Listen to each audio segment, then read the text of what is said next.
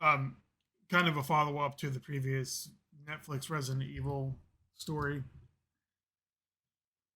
because it's on the same article. And this is the most pointless video ever, so you can turn away now if you don't care. So, to recap, Netflix canceled the Resident Evil series already. It literally just came out like July 7th. It was a Friday. July. What the hell day was it? I don't know. It doesn't matter. July something. It was a Friday in July.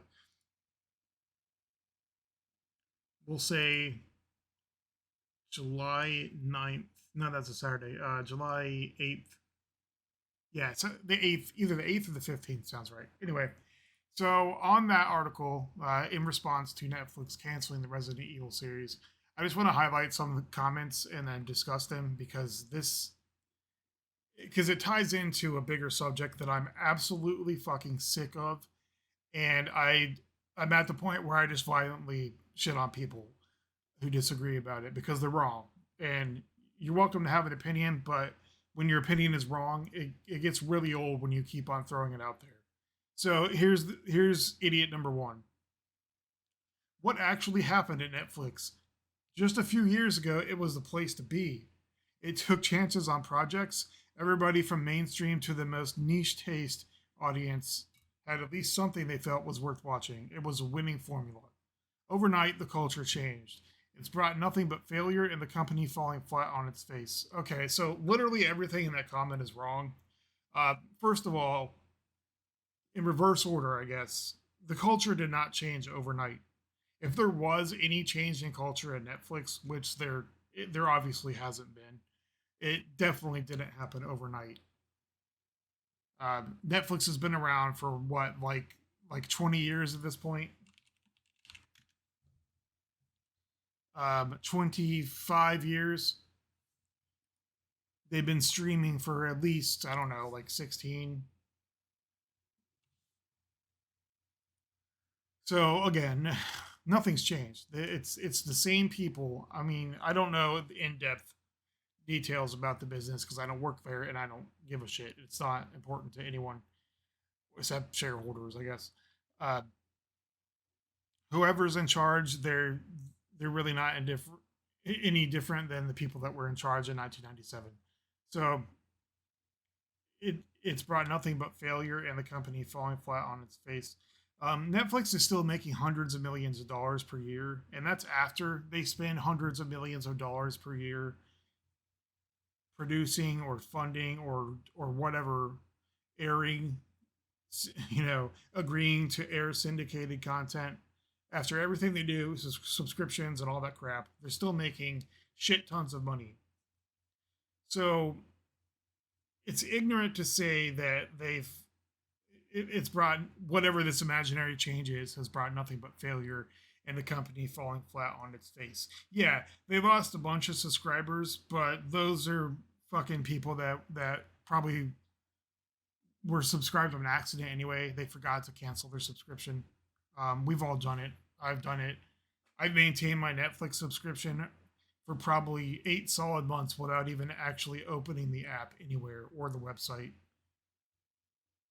The only times my Netflix subscription has have ever lapsed is when I've had to change debit cards or I actually ran out of money or something, which is maybe like 3 or 4 times. Um, so the next comment, it is basically quoting the original comment, and then they said, "Yeah, Sandman, Queen's Gambit, The Crown, and Squid Game aren't quote unquote worth watching.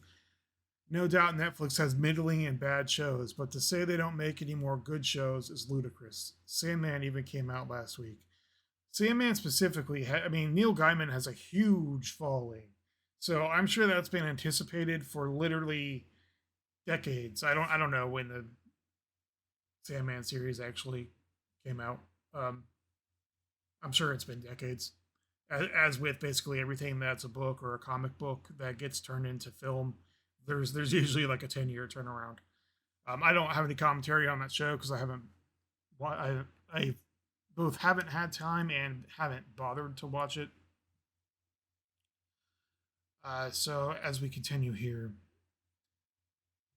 I think that the point the original post was trying to make was that we used to have way, in all caps, more good shows to watch in any given month and for a wider variety of tastes.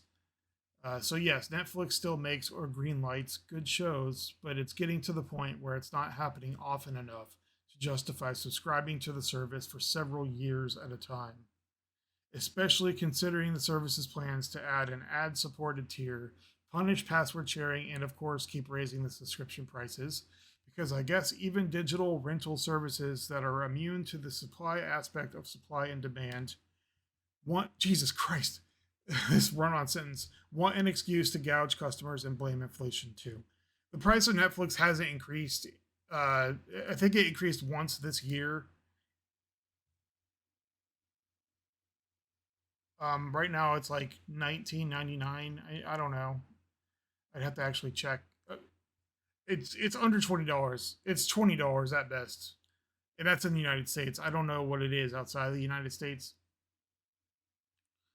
There's more to this comment, of course. Every non Netflix company having their own separate streaming service now certainly doesn't help Netflix, or arguably the general argument that streaming is supposed to be cheaper and more convenient than cable. So it's not like I could watch The Office or Friends for the millionth time while I wait for a Netflix original that appeals to me.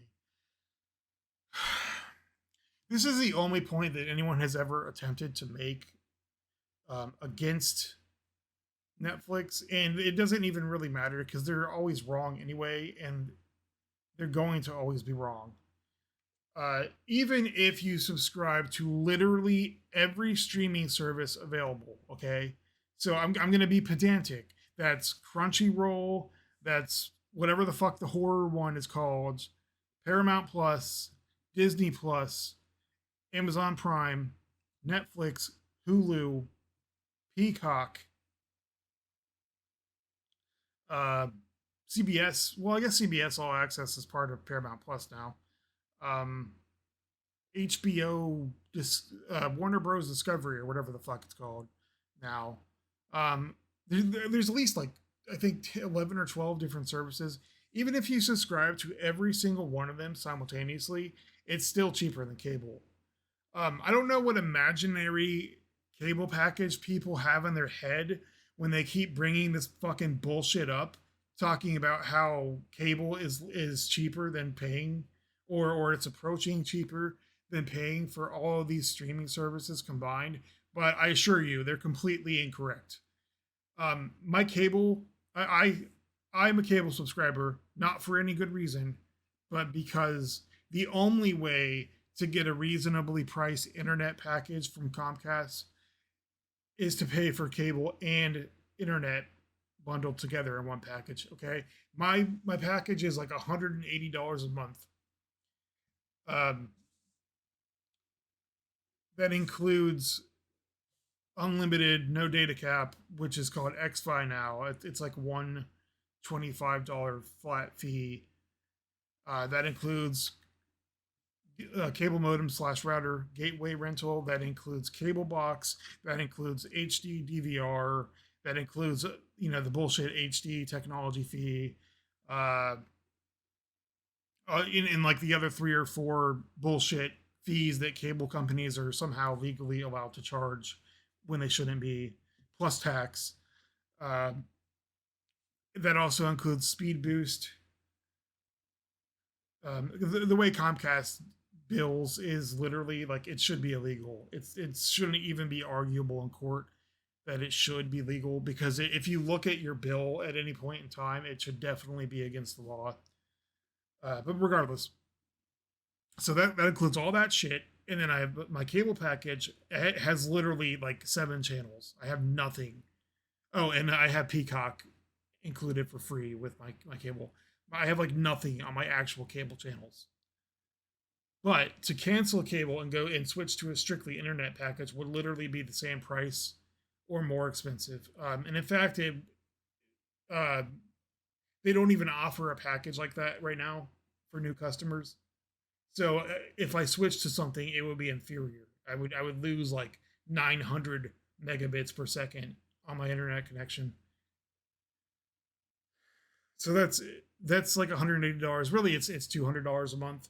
If you pay later or something, it's closer to like 220 a month.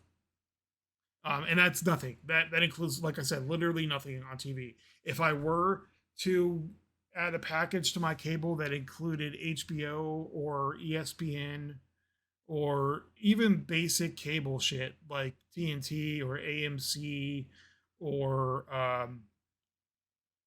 what's Fox News? Is that a cable channel? Probably Fox. History. I don't know cable channels anymore. It's been decades. Comedy Central.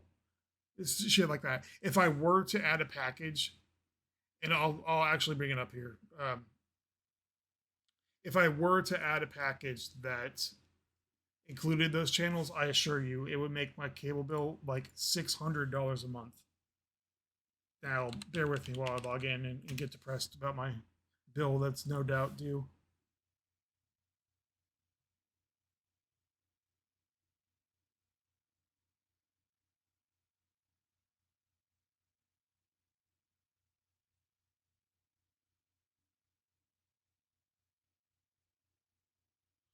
Shit.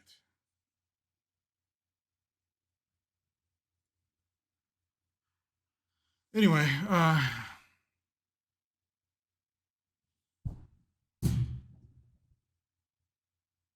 new fucking microphone arm.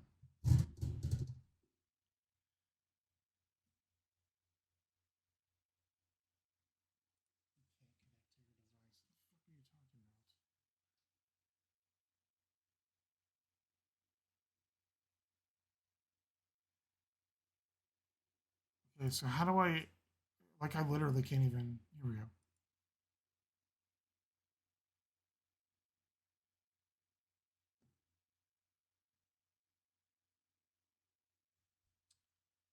You're literally killing me right now.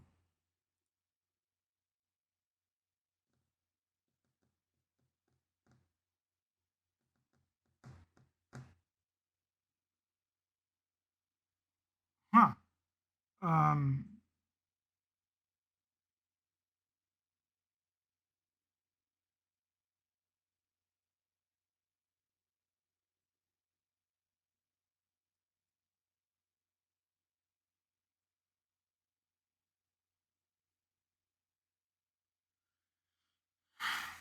Okay, so if I were to add as many channels as possible to get close to having every single streaming service and keep my current internet service,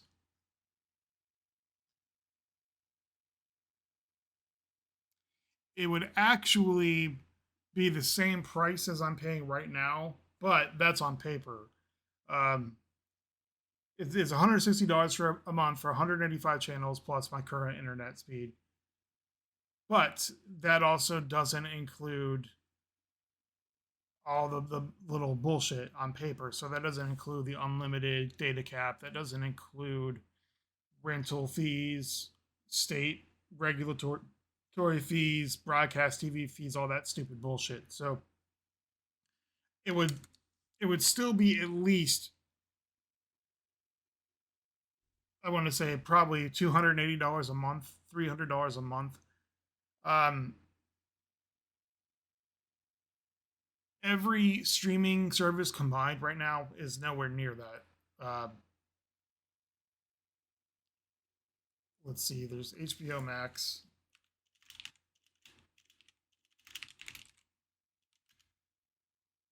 or whatever it's called now.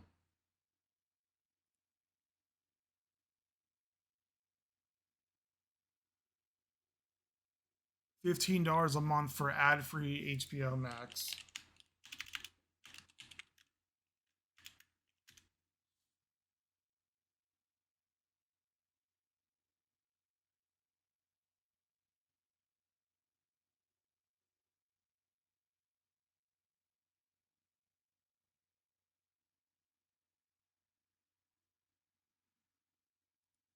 then you can bundle ESPN and ESPN, Hulu, and Disney together for $20 a month for the ad free version. So that's $35 a month. Okay, for those four, actually five or whatever is included with HBO Max.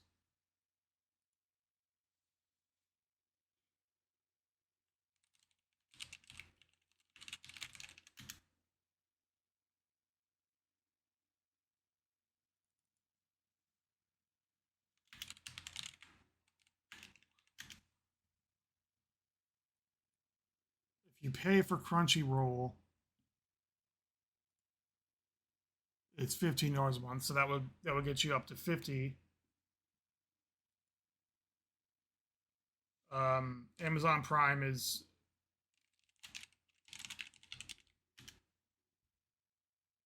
for fuck's sake.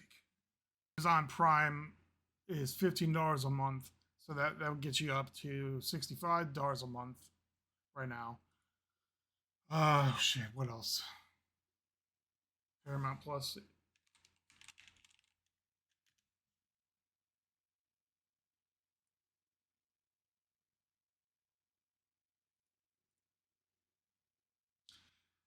Paramount Plus and Showtime is $12 a month, so that gets you up to $77 a month.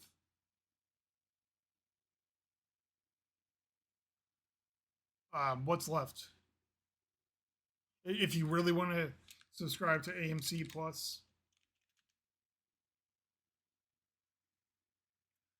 $9 a month. So 80. We're back to $86 a month. Peacock,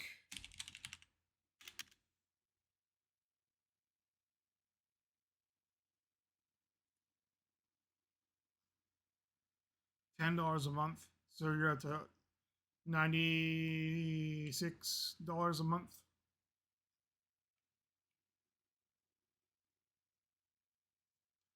I think I've run out of streaming services that are relevant. Oh, Netflix, I guess. So that's gonna get you $116 a month.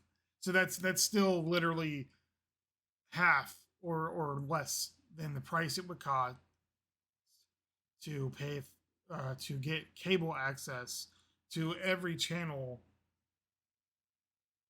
and the internet to do anything with,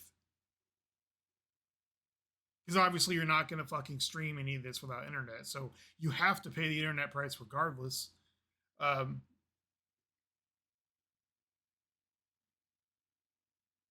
I'm distracted. I forgot what I was even saying. So again, that's false. It's 100% bullshit, and I don't know why people continue to make this argument when it's been proven false repeatedly.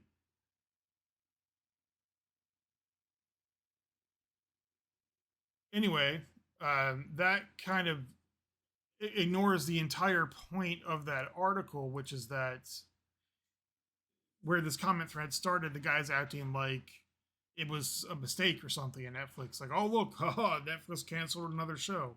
Of course they did, because it sucks ass. Why would they waste money on a show no one wants or likes?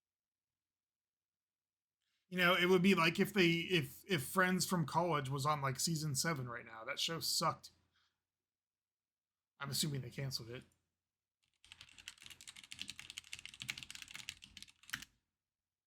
Yeah. They canceled it after season 2, so it sucks, and they canceled it. Obviously, which is what Netflix does. They're not. I mean, they're not here to just throw money out and like put everything on their service that anyone can imagine. It's got to make.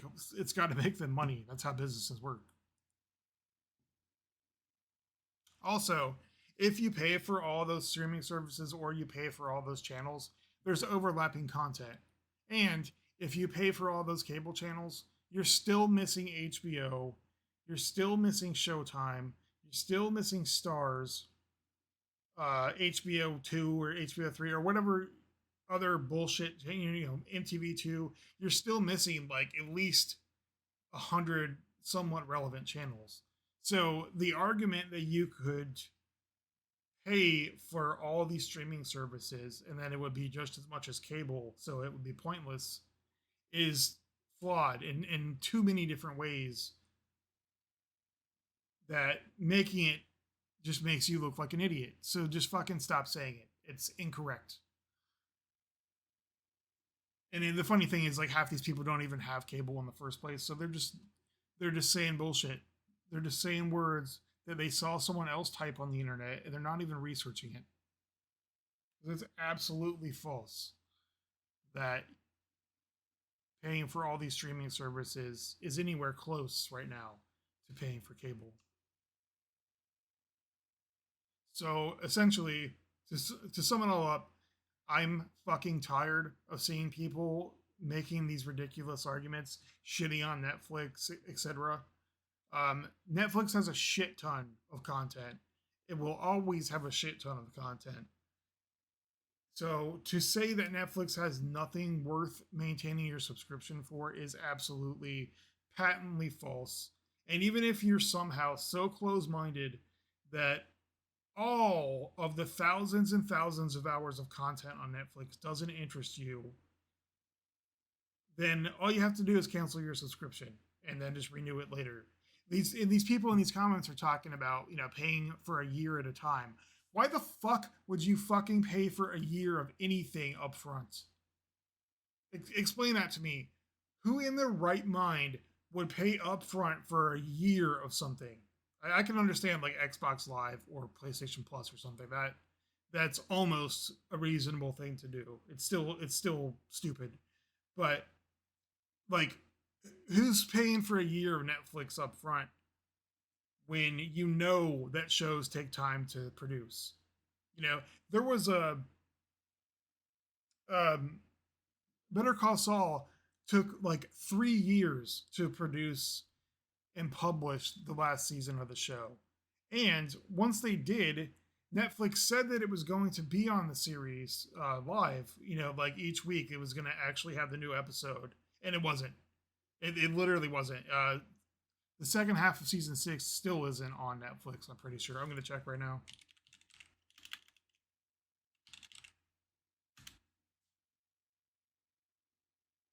It's not going to show on the video, obviously, because that would be illegal.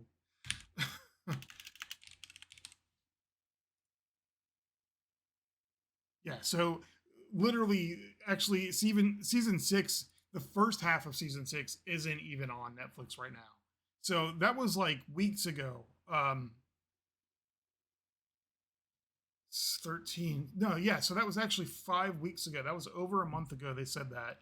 And they still don't even have the first half of season 6 of Better Call Saul. So just an example, why the fuck would you pay up front for a year of content or to really just a year of subscription? You're not even paying for content because you don't have any control over what's on the service. When they're gonna lie about it in the first place, it's people are stupid. I don't know. I'm not gonna keep on going because I'm already at the point where I'm rambling. Um, that's it, I guess.